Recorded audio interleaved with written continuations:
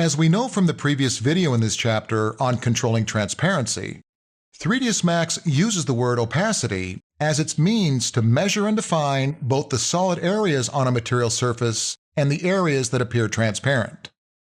An object's opacity level can also be controlled by way of a map.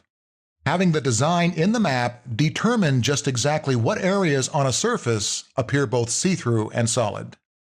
This video will show you how that's done.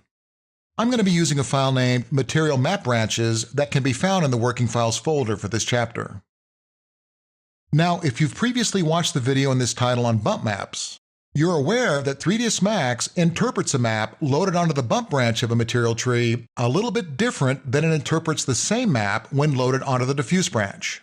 You'll remember how the bump slot pulls the grayscale intensities out of a map to derive its texturing effect. It doesn't recognize color, it sees only black, white, and shades of gray. Well, a map loaded onto the opacity branch is looked at pretty much the same way. Any color element within the map is removed.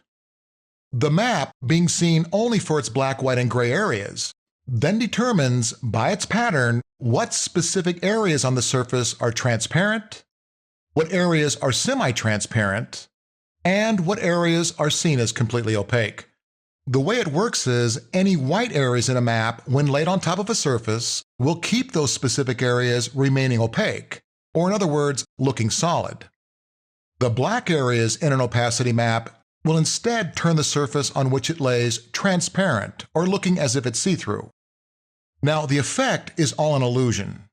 The object the opacity map is applied to is still very much solid and in one piece. The magic of the branch just gives the skin the look of being transparent in certain areas. Let's see how this would work in our scene. Let's open the material editor and apply a gray sample ball to the object in the scene. Let's now change that color by opening up the diffuse color swatch.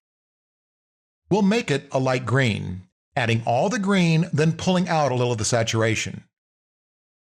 Okay, once we've done that, we'll activate the active shade in our perspective viewport. We can do that by accessing the menu up at the name Perspective. From there, we'll choose Extended Viewports, then Active Shade. Okay, there's two different ways that you can get up on the opacity branch of our material. The first would be to click on the Map Shortcut button directly to the right of the name Opacity. The other option would take you down to the Map section. I'm going to do that. I'll locate the opacity branch, then click on the None button, loading a bitmap. Working in Chapter 11 of the Working Files folder, I'll find blue squares. When the map is located, I'll simply double-click on its name. Now, in the Material Editor, on the opacity branch down in the lower right corner, I'll click on View Image. At the top of the viewing window, I'll activate Monochrome. This gives me a better look at the grayscale intensities in the picture. Now the blue color is being interpreted as light gray. That light gray color used in the opacity branch will create an area that's semi-transparent. You can see that in our rendered viewport. Now let's see how the opacity levels would differ if instead using a straight black and white map. Back in the Bitmap Parameters category, I'll click on the long button that ends with the word blue squares. This time we'll choose the bitmap image named Black Squares. The squares, being now black instead of blue, will give us a more solid level of transparency. Let's load that in and see how it looks. There you go. The surface area covered by the white squares remains solid, while the area of the object covered by the black squares is transparent. You can also reverse that effect, taking the white areas to black and the black areas to white. To do that, you'll right-click in the Material Editor, then from the menu choose Output. This simply drops you down a little farther in the Material Editor controls. In the Output category, on the top far left, we'll activate Invert. This, in essence, reverses the effect. Let's turn that back off. I wonder how things would look if what the opacity channel saw was black and a shade of gray. So some areas would be completely transparent, while other areas just partially transparent. Let's try that. Back under the Bitmap Parameters, we'll click on the button that ends with the name Black Squares. This time around, we'll choose the map named Black and Blue Squares. Activating the monochrome option in the viewing window, we get a better idea of just exactly how the map will be interpreted as it lays on the surface. The black area is completely transparent, while the gray areas will be partially transparent. Let's go ahead and load that in. And that's exactly the effect that we're getting. Now, even though we didn't need it for our material here, anytime you're creating a transparent surface, make sure to remember the two-sided button if the back side of the object isn't rendering correctly. To find that, we'll have to go back above our color swatches. That means jumping off the branch by hitting Go to Parent. About 2 inches above the ambient swatch and to the right, you'll see two-sided.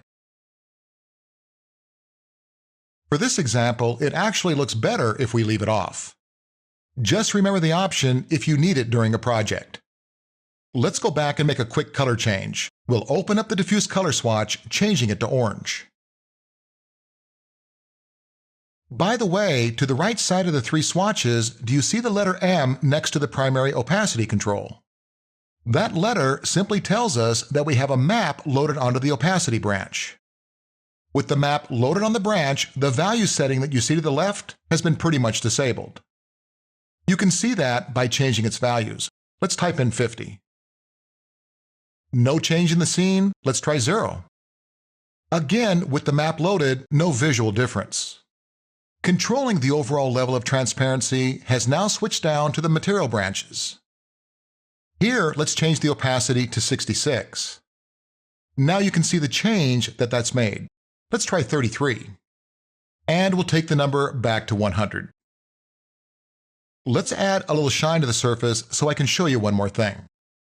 We'll head up to the specular highlights and change the specular level to 70. The glossiness we can keep at 10. Now, the surface, quite honestly, doesn't look very realistic. The specular highlight is creeping right into the area that is supposed to be transparent, pretty much spoiling the effect. Watch how we can fix that. Back down in the maps, we'll locate the opacity map. We'll then drag that map straight up to the None button to the right of specular level. When the option box opens, we'll choose Instance. That way, if we change one reference to the map, the other one will change also. Take a look at what that's done. Let's also intensify the color of our orange, adding some saturation. The specular highlights are now being masked out of the areas that are supposed to be transparent. Let's now do this. We'll jump up on the opacity map. On the right, in the coordinates category, we'll change the W angle to 90.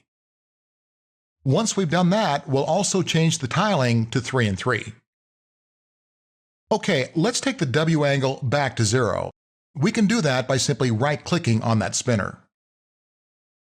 Let's now go back to our parent and change the color swatch to the main body color to blue. Okay, back down to the maps, we'll turn off the opacity. Now, the object being 100% transparent, we're just picking up the shine map. Remember, the main opacity setting was left at 0. Let's crank that back up. With the opacity map being turned off, notice that M to the right of opacity is now small case. That's Max's way of telling you that a map's been loaded, but it's no longer being used. Compare that to the capital M to the right of specular level. Okay, let's drop back down in the maps, turning the opacity back on. That's pretty neat.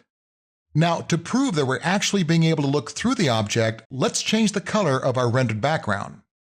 We can do that by opening up the environment controls in the rendering pulldown.